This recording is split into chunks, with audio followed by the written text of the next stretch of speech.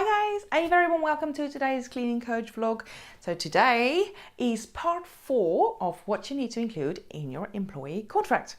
And if you haven't already, remember to watch part 1, part 2 and part 3 of what you need to include in your employee contract to make sure your business is protected from your employees. And if you haven't heard of me before, I'm Ilse Whiteman, the cleaning coach, and I'm the creator of the Customer Magnet System, a system where you build loyalty and trust within your customers so that they don't ever look anywhere else and you can stop worrying about your competition. Remember to watch this video all the way to the end, because today we'll be discussing Police and Criminal Reference Bureau, we'll be discussing your restraint clause or your non-compete agreement, and then the changes of your contract that you can change at any point.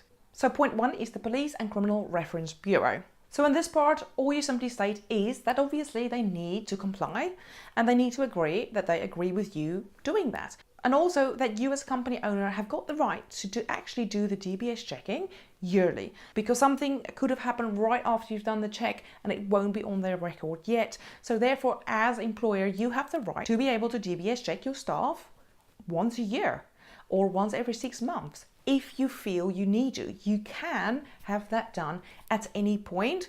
If something has come to your attention and you think that I need to do it again, then it's your right as company owner, just so they're aware that you can actually have it done more than once, yearly or 6 monthly, depends on the situation. So then point 2 is your restraining clause or your non-compete agreement with your staff member. Due to the nature of this work you do as cleaning business owner, your employees are not allowed to solicit your customers, and they can't actually work for any of your customers for 12 months or 2 years after they've terminated with your company. So if they no longer work for your company, they can't just say, oh, I'm not working for you anymore, and then go and work for your customers. And this, yet again, is just to protect your business, so your employees know they're not allowed to do that. So even if they thought about doing it, they can't.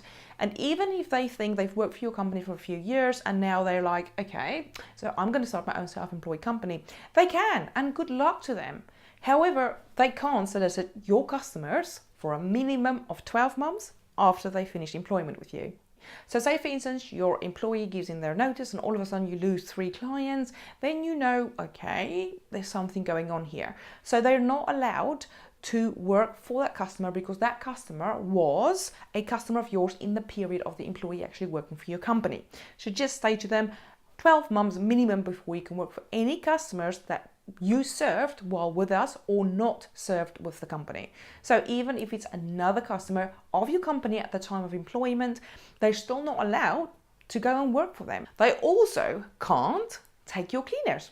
They can't, as an employee, entice any other of your cleaners or your employees away from your business for a period of 12 months. So if they decide now, okay, I'm going to start up on my own, and they take a couple of your cleaners with them, make sure they know that they cannot take any or entice away any of your current staff or any future staff from your business for a minimum period of 12 months. Do you want more customers for your cleaning business?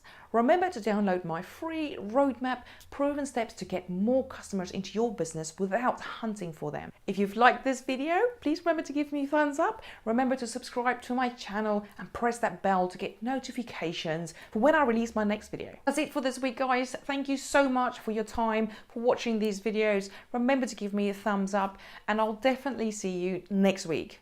Same time, same place.